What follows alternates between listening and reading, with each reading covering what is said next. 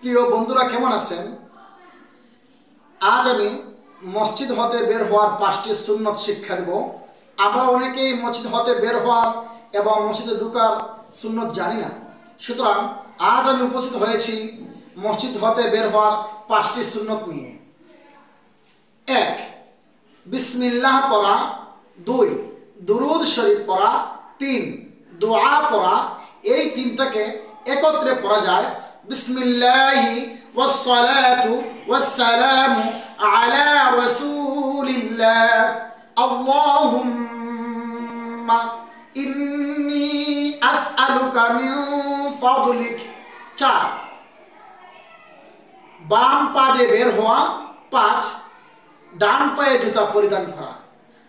ইনশাআল্লাহ আমি সবসময় আপনাদের সামনে ইসলামিক ভিডিও নিয়ে উপস্থিত থাকব। আপনারা সঙ্গে থাকবেন।